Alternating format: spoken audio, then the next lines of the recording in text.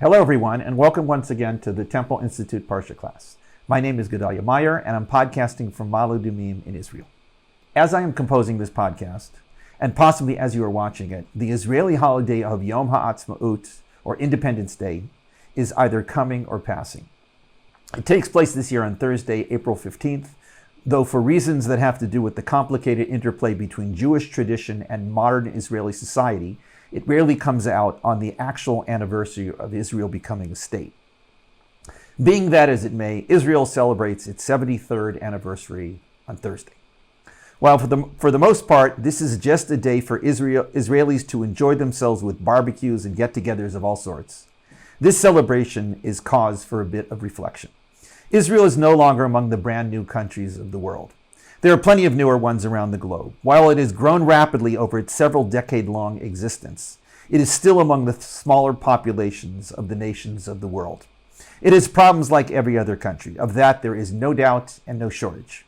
It has gone through 3 major wars and numerous other minor wars or rebellions of one kind or another in its relatively short existence.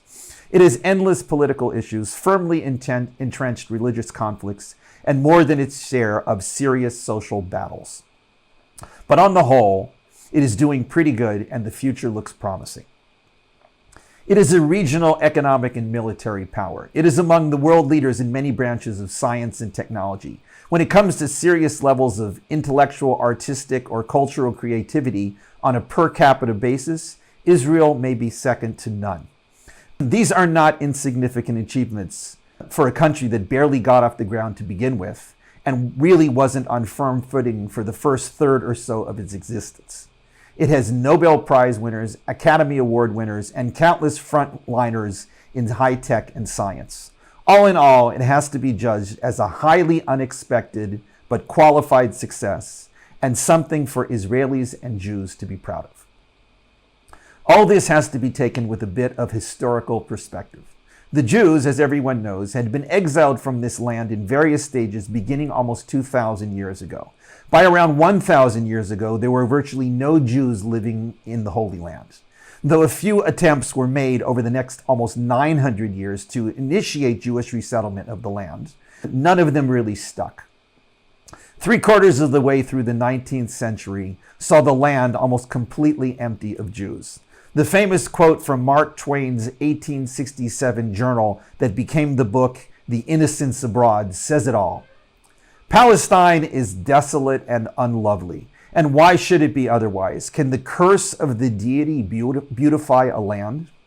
This statement almost reads like a fulfillment of a biblical prophecy from Deuteronomy or Jeremiah, describing the coming desolation of a land as a result of the curse of exile on its inhabitants.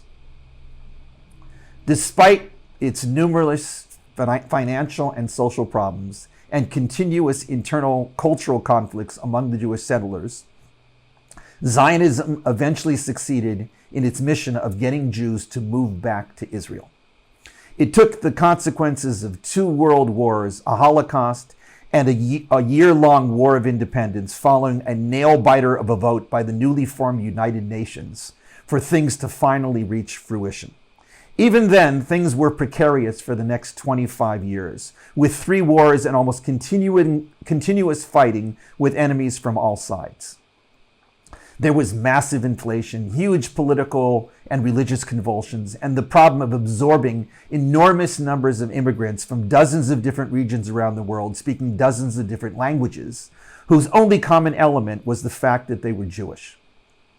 But it happened, and it worked.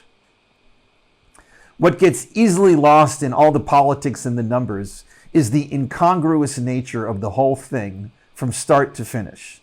This was a people that should have vanished from the world scene any number of times beginning 2,500 years ago. The Hebrew language had 2,000 years to evaporate into thin air. The religion should have melted into the much larger and more dominant religions of Christianity or Islam. Even with their miraculous survival, the very fact of forming a nation on the same small strip of land that they last controlled over 2,000 years ago simply defies any normal explanation. What could possibly account for all this? Was it the Torah? an ancient book of debatable origins filled with antiquated sacrificial offerings and obscure laws and customs, to say nothing of many fantastical events that hardly qualify for today's standards of history? Was it the monotheistic belief in a God who is almost impossible to pin down in words or to conceive in the mind, who was replaced and altered too many times to count, and who on top of all that expressly abandoned his believers to some uncertain fate in endless exile?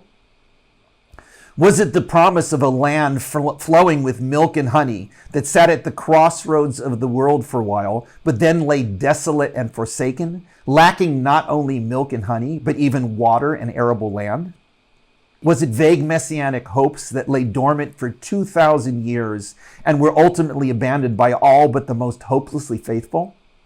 Maybe it was some combination of all of these, supplemented by a unique culture that fit into wherever it landed, but never quite fit in anywhere, that somehow inspired the Jews to survive as Jews at all costs and to never forget where they came from and where they were headed. Yom Ha'Aztma'ut, or Israeli Independence Day, is a celebration of all that, even by those who refuse to celebrate it for religious or political reasons. It is the recognition that something amazing happened at various points in the past that continues into the present and into the future. Whether one chooses to acknowledge the secular government of Israel and the modern materialistic society that now populates the land as some fulfillment of biblical prophecies, or sees them as aberrations that must be rooted out and radically altered, this incredibly long saga of perseverance amid defeat is something worth celebrating in some way. It may be nothing more than a barbecue. It may be waving flags and singing songs and making speeches. It may be studying the Torah or praying. But it means taking the time to realize that something of almost apocalyptic significance has taken place with this people and on this land. Just for the record, there is a Parsha this week. It is a double Parsha called Tazria-Metzora, which are two unrelated words that are too complex to explain or even define. Suffice it to say that the main topic that rides through both is the leprosy-like disease called sarat. In addition to that, there are subtopics dealing with many aspects of ritual impurity, a subject that is so obscure and so complex that even Talmud scholars only know the basic elements of it and tend to stay away from it as much as possible. But these are the Parshas this week, and fate and the Jewish calendar has made it so they are read right around Yom Ha'Aztma'ut. Seemingly, they have nothing to do with Israel or the return to the land or biblical prophecies or even God. It happens that deep in the second Parsha, there is an interesting statement that introduces a certain symptom of that leprous disease. In addition to the leprosy affecting skin, hair, and clothing, this verse adds the unexpected element of it affecting the walls of a house. The introductory quote is, "When you come into the land of Canaan that I am giving you as an inheritance, I shall place the plague of Sarat on the houses of the land you inherit." It then goes into all the details involved with this strange application of this disease. Some of them involve inspection by a priest, which first requires emptying the house. The priest examines the discolorations on the walls and may call for quarantining the house for a week.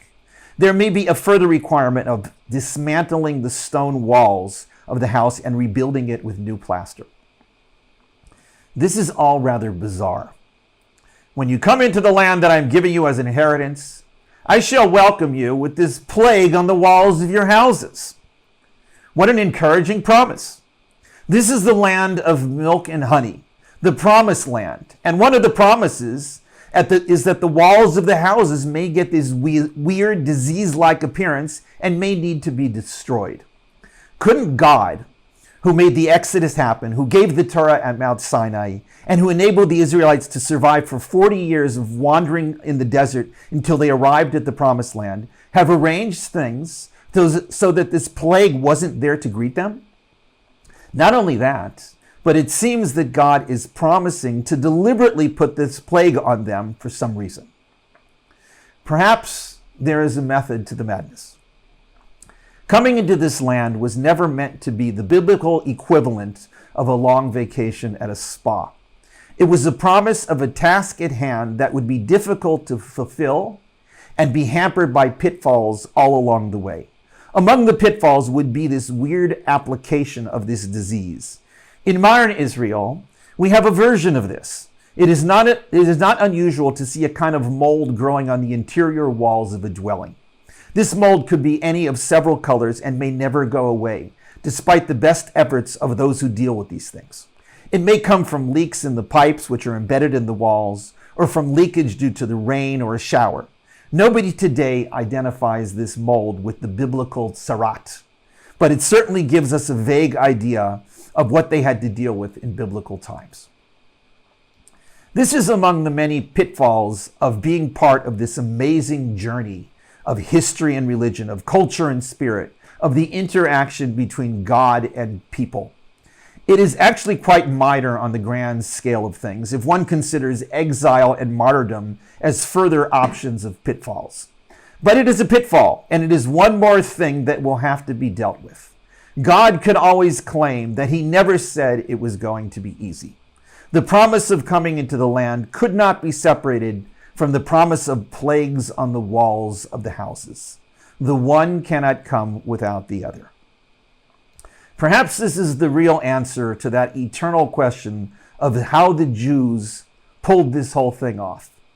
Perseverance only comes with suffering. Without the latter, you cannot have the former. The reward of enduring suffering is knowing that one has persevered. There are other rewards besides this that are more pleasant, but perseverance bears unique fruit that may lie dormant and unfulfilled for long stretches of time. The Jews persevered through war, exile, disease, pogrom, and Holocaust. Their story is uplifting and worth celebrating. It began and it continues in this remarkable land. It is a story that could not have been made up. It is still being written. Shabbat Shalom.